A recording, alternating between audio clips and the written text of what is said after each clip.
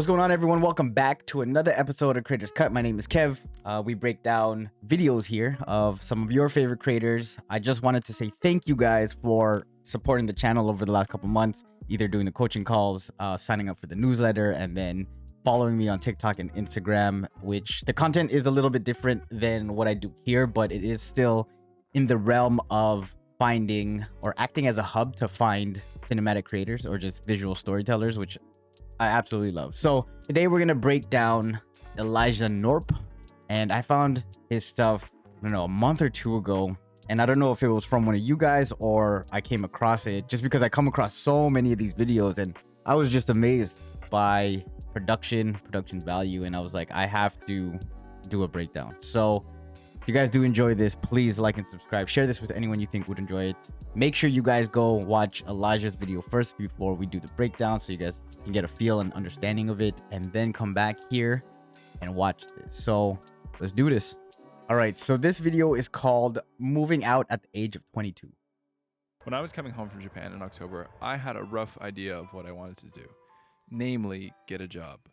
But upon returning home, I found a list of things I needed to get done before anything else. What I love about this is like I guess the practical lights are very prominent here. I love how, that tungsten light is in here, and then you have a little bit of the lights inside. But the one that really looked good was this one. So I started noticing a lot of the practical lights that he uses, which is really, really dope. You have this light bulb, it's on. I didn't think anything of it at first. I was like, huh. Then I was more thought about it. It's like people don't usually keep those on, but it's a cool touch. And then when he turned on the light, I think instantly my eyes just automatically thought that he turned that light on. As I was watching back, I was like, oh, interesting. Get a job. So he turns this light on. Returning home, I found a list of things I needed to get. He turns like the room light on, but it's like a nice soft light over here, and then just how it's bouncing off of his face. It's like super soft. So softbox maybe, or maybe he's bouncing it off a board, a white foam board. Looks good. Get done before anything else. Whip pan to that, and then a nice zoom in. And the way he lit this was beautiful. Feels like a spotlight almost, but soft edges. It's not like a hard spotlight.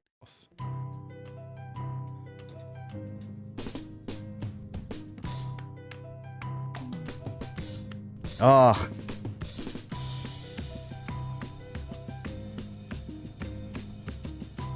There's just so many good shots here. So this shot, when he puts the clothes on the hanger, right? I was like looking at the lighting. I was like, huh, it looks like he put an overhead light at the top just because of how well lit this is.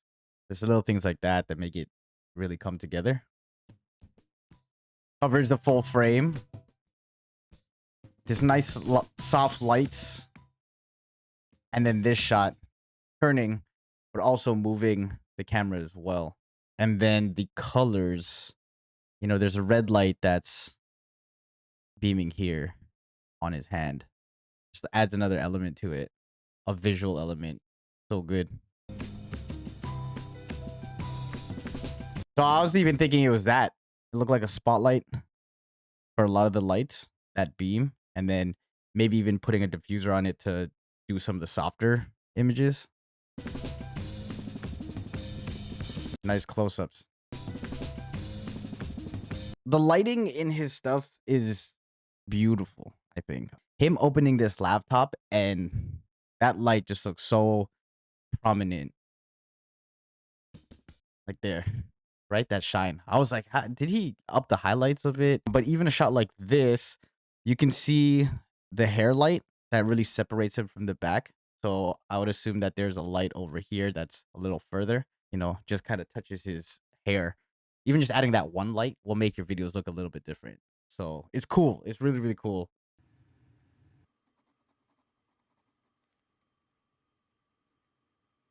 So this light right here is a higher angle coming from, I would say, up here.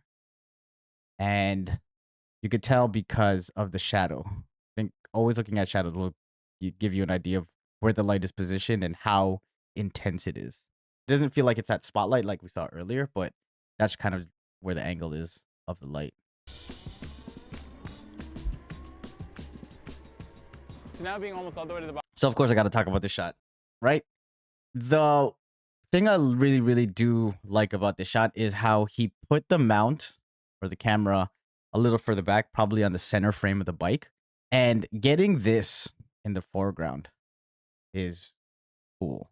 Adds a little bit more to the shot because I feel like majority of people would have added the camera to like here or like even the front here, and you just get that POV. This is a little bit different. So that's what I like about it. I'm going to be moving out in a couple weeks here and actually heading up to And then Virginia to start working. he kind of adds So that even before I left next Japan, shot I was looking for of job him. opportunities. It's like the low angle of him actually riding. So a couple different shots. The mountains of Virginia, so a very pretty part of the country. Luckily, I don't really have that much to pack.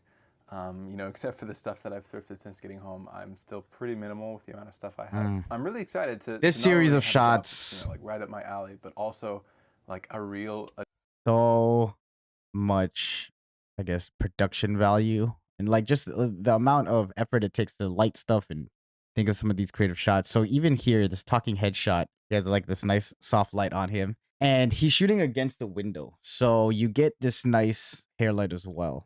And it's like a nice daylight, bluish.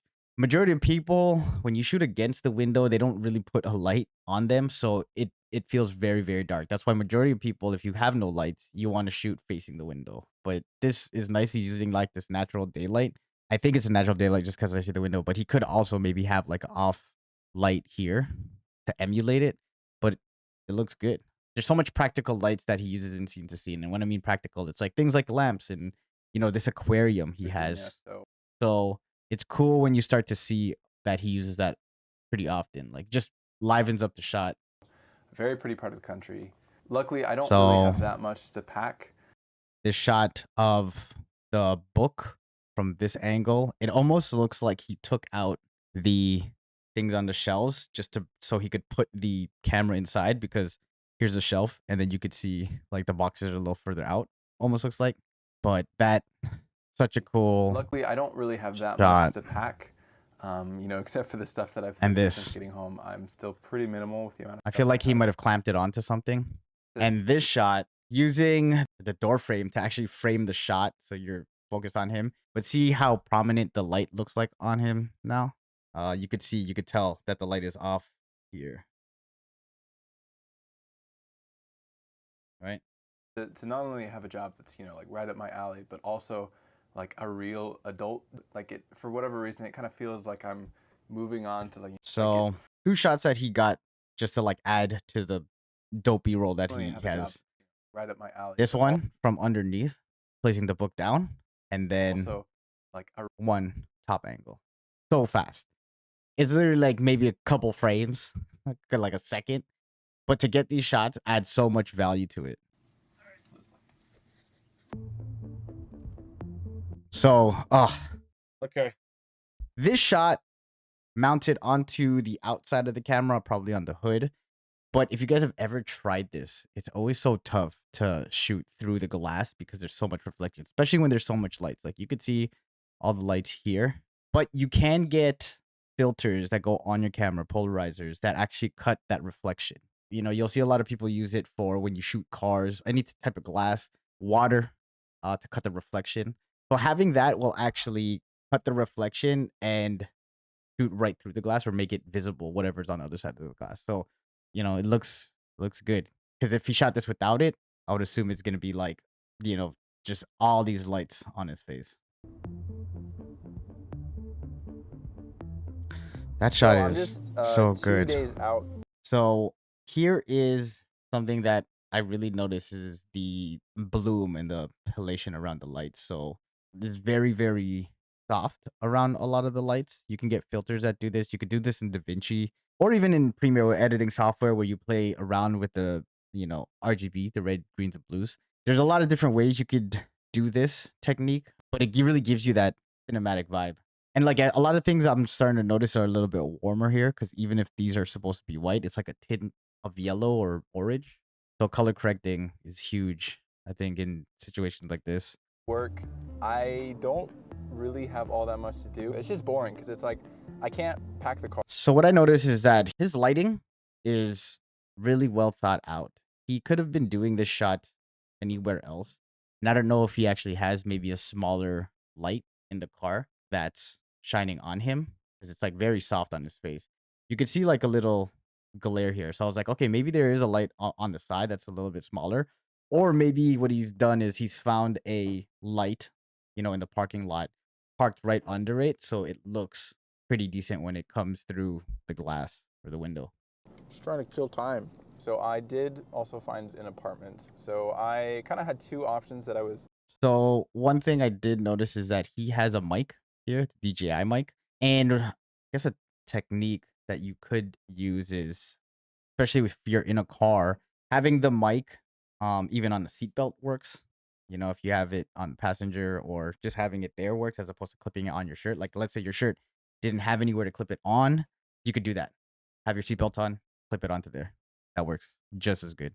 On a nicer apartment when I'm single and when it doesn't matter all that much.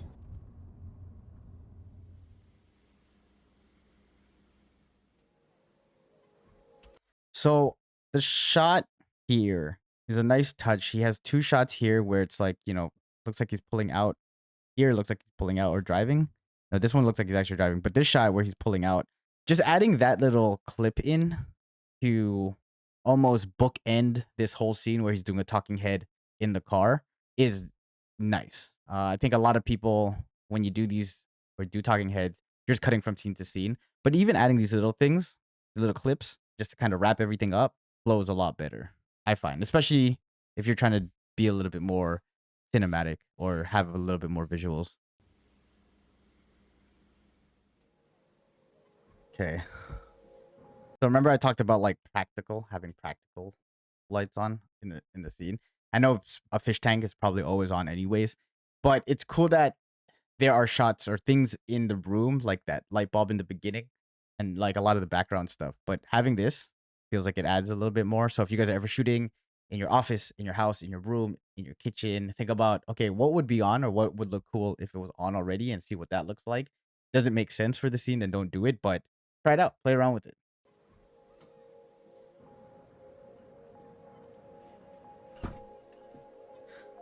So really cool shot that he did here, which is like a weird thing to think about. I'm thinking about it now. It's like, why do I think this is a nice shot? And I think it's because he has placed a camera like right at the front of the car. And like you see it here. It adds a little bit of something to it. He's still on the grid.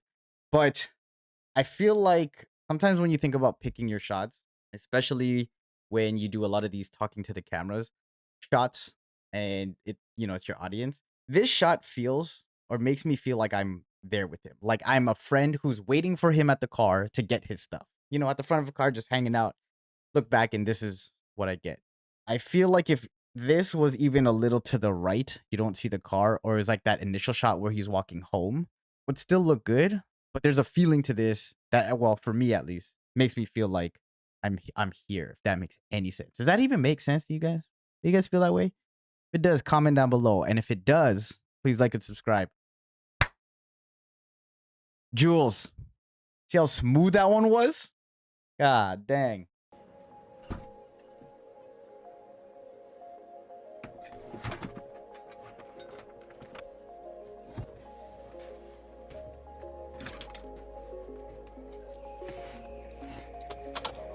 So this whole sequence of him putting stuff in the car, the idea to know that, okay, I want the camera to be here and I just want to fill up the whole frame before I cover the camera. He could have just done it and fill it up and then like block the camera and then cut it there. But the whole idea of putting stuff here, putting stuff here, stuff here, stuff here, stuff here, and then here to like cover everything was a nice touch. It's like well thought out. You know what I mean? It's well thought out. So I just stuffed myself at Chick-fil-A.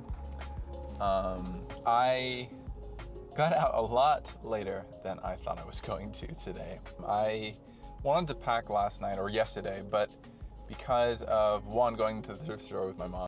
Okay. So now I just realized that how he did the shot in the beginning when he was driving to The burger spot, the burger joint. Okay, so there was this shot here when he is initially this shot. I couldn't understand. I was trying to figure out like how did he get this shot? It's not. It's shooting, the side of the car. It's a little bit blurry, and I was trying to figure out. I was like, what is this? And I think here, maybe this is how he actually did it. This shot feels like the tripod is in the passenger seat, and it's filming like this. And then what he did is probably cropped it in, zoomed it in like this, and then the edges were blurred. So it looked kind of like a weird angle. Because if you guys know, if you've ever shot it like this, it feels different. It doesn't really feel like this. So that was cool because it felt like he put it in the passenger side and then zoomed it in. Oh, I gotta make the green. Make the green. Yellow. We're good. We're good. We're just turning right. It's only a 3-hour drive, so it's really not that difficult to come back and forth. So I'll be coming down here on a probably reasonably regular basis, and I think my parents and my family will actually come up and visit me at some point. They said they would. So I don't know if I've actually really explained all that well, like what I'm actually going to be doing at my job. So again, the name of the job is creative producer, and Yeah, see, so this shot is like interesting. Still feels a little weird to me, but I don't know. Maybe the camera is on the passenger side or behind. Yeah, I don't know. It looks a little different.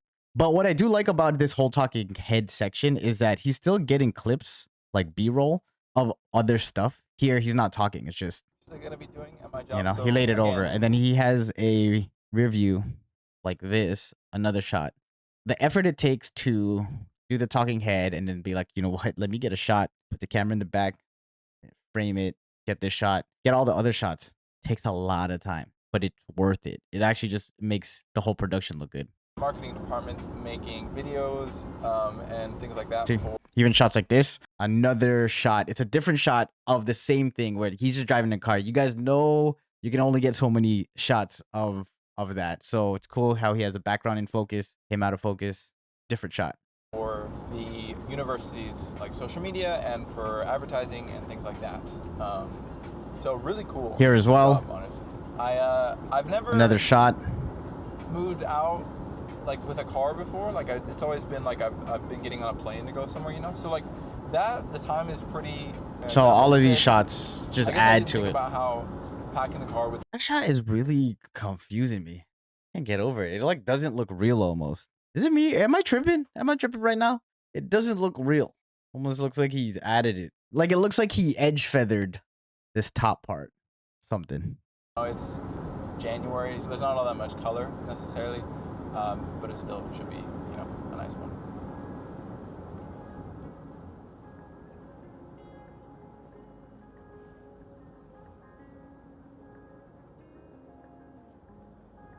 And I love the pacing he uses. He sits on his shots for a little longer. And I think we're just so used to things moving so fast. And I was talking to another creator about it and how we're so used to everything going fast, cut, cut, cut. And then you get all this B-roll. But sometimes I feel like you just need to let it breathe or let your audience, take in some of the shots. Really nice. And the music plays so well to that too. Very slow. All right, I have arrived. After a long drive, my butt kind of hurts, but it wasn't bad.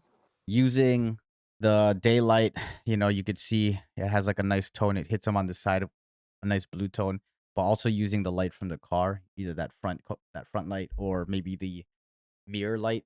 Yeah, he's probably using the car light at the top at the front here. Just to even think of that, like, okay, lighting matters. Like, is this gonna be lit? He could have shot this completely different, maybe shooting from outside the car and then him facing the camera. Like, let's say the camera's here. That's horrible. That's a horrible camera. Let's just say that's a that's supposed to be a tripod that looks like a guy, a cyclops.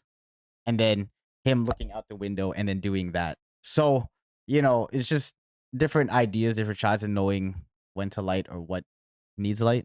Pretty important. So overall, absolutely love this. If you guys enjoy his stuff, please follow him on his socials. And if you guys did enjoy this, I think you guys would enjoy this video next. I will see you guys on the next one. Take it easy. Peace.